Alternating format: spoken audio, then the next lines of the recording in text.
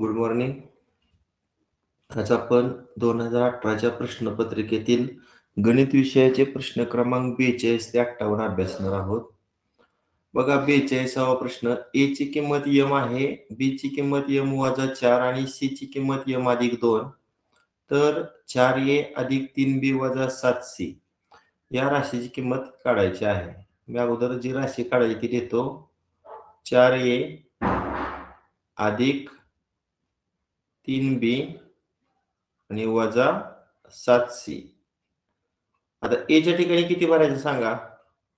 वर लिहिलेलं आहे ए च्या ठिकाणी काय भरायचं, m प्लस 3. बी च्या ठिकाणी काय भरायचं बघा, m वजा 4 ते कंसामध्ये भरायचं, मायनस 7 आणि सी च्या ठिकाणी काय भरायचं, सी च्या ठिकाणी भरायचं m अधिक 2. आता हे सोडवूया. 4m plus 3 into m 3m, 3 into minus 4 minus 12, minus 7 into m minus 7m, minus 7 plus 2 multiplication minus 7 into 2 14. आता m पद एकत्रित करूया. हे 4m आहे आणि हे वजा 7m आहे. किती रे, 4तून 7 गेल्यावर वजा 3 येणार आहे की नाही, आणि मागे चल कुठलं, m. पुन्हा हे अधिक 3m आहे आणि वजा 12 आणि वजा 14 चिन्ह समान असल्यामुळे बेरीज करायची. 12 आणि 14 ची बेरीज 26 आणि समान चिन्ह वजा.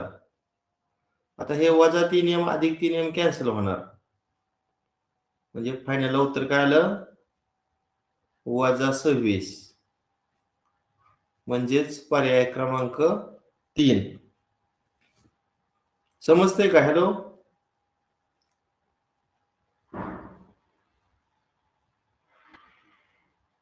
हॅलो. हो सर. ओके. हा पुढचा प्रश्न पहा. 44 सेमी लांबीच्या 2 तारा घेऊन त्यापैकी एका तारेस वर्तुळाकृती आकार दिला व दुसऱ्या तारेस चौरसाकृती आकार दिला, तर तयार होणाऱ्या दोन्ही आकृत्यांच्या क्षेत्रफळातील फरक किती? आता आपण असं करूया, 44 सेमी तारेपासून पहिल्यांदा वर्तुळ बनवूया. आता 44 सेमी तारेची लांबी आणि त्याचं वर्तुळ बनवलं म्हणजे 44 सेमी ही वर्तुळाचा काय झाला रे, परिघ झाला. परिघला आपण इंग्रजीमध्ये सर्कम्फरन्स मधलं सी अक्षर वापरणार आहे. वर्तुळाच्या परिघा सूत्र काय,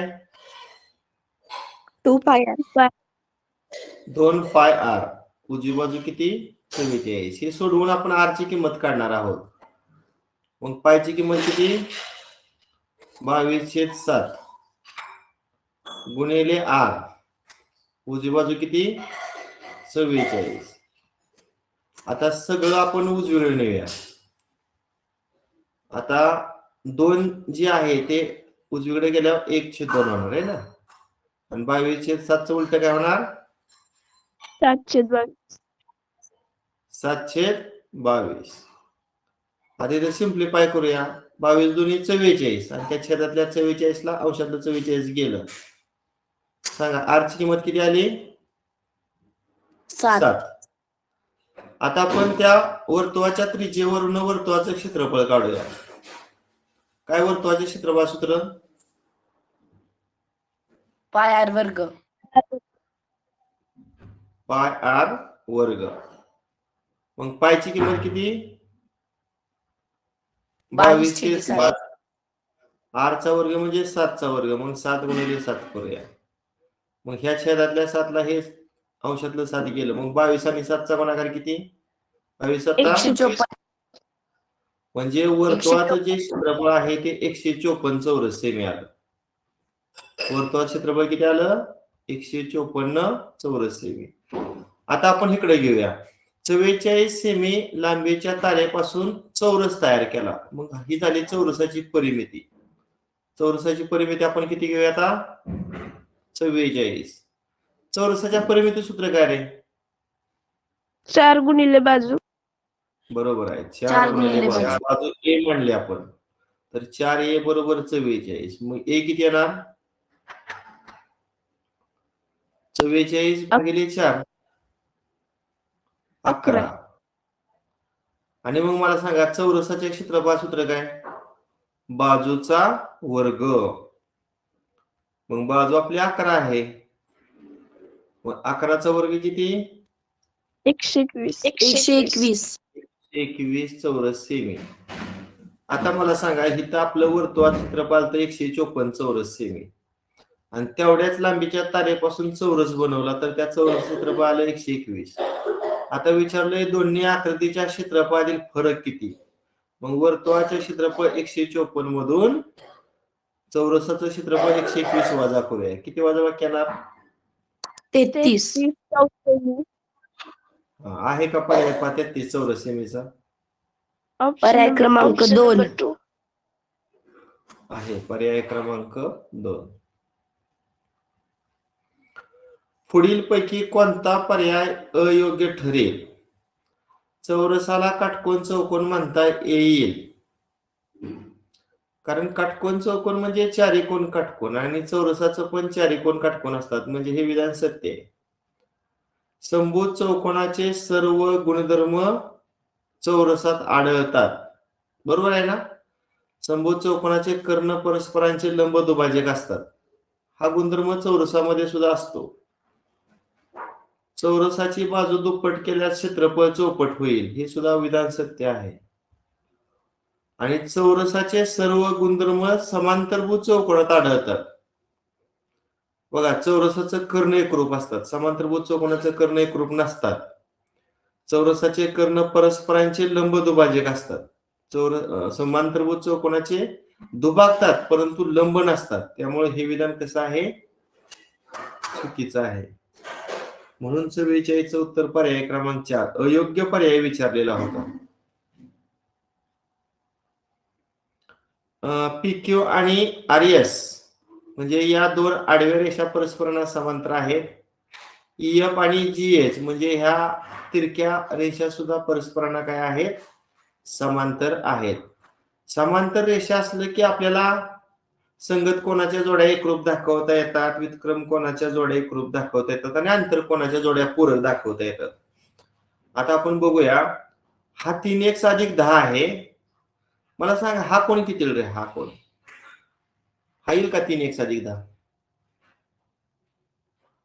हो सर. हो सर. आणि हे दोन काय आहेत?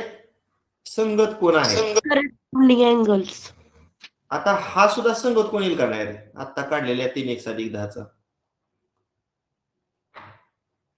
कारण दोन तिरक्या रेषा सुद्धा समांतर आहेत. बघा या कोणावरून आपण हा कोण काढला ही संगत कोणाची जोडी, या कोणावरून हा कोण काढला ही पण संगत कोणाची जोडी. आता मला सांगा हे दोन कोण कोणत्या प्रकारचे कोण आहेत रे? रेषीय जोडीतील कोण आहेत. आणि रेषीय जोडीतील कोणाची बेरीज किती असते? 180. मग 3x अधिक 10 अधिक 2x वजा 25 आणि बरोबर 180. सांगा ह्या 3x ची ह्या 2x ची बेरीज किती? 5x. 5x. आता उजव्या बाजूला 180 आहे. अधिक 10 तिकडे गेल्यावर वजा 10 आणि वजा 25 तिकडे गेल्यावर अधिक 25. डावी साइड आहे 5x, उजवी साइड काय होणार? 180 तून 10 वजा करा 170 आणि 170 मध्ये 25 मिळवा 195. आता इकडचं जे गुणिले 5 आहे तिकडे गेल्यावर भागिले होणार आहे का? मग किती येणार? 5 त्रिक 15, 4 5 45 आणि 5 9 45. x ची किंमत 39 आली. पहा 39. आता आपण 3x अधिक 10 हा कोण काढूया. सांगा हा कोण किती रे. x ची किंमत इथं 39 ठेवा. म्हणजे 3 गुणिले 39 अधिक 10. अगोदर गुणाकार करा. 3 9 27.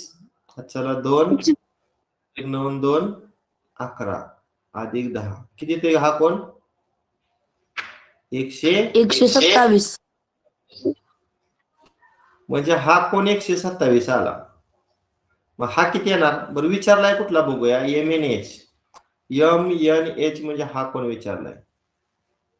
मग हा 127 आणि हा हे रेषीय जोडतील कोण आहेत. मग 180 तून 127 वजा करा.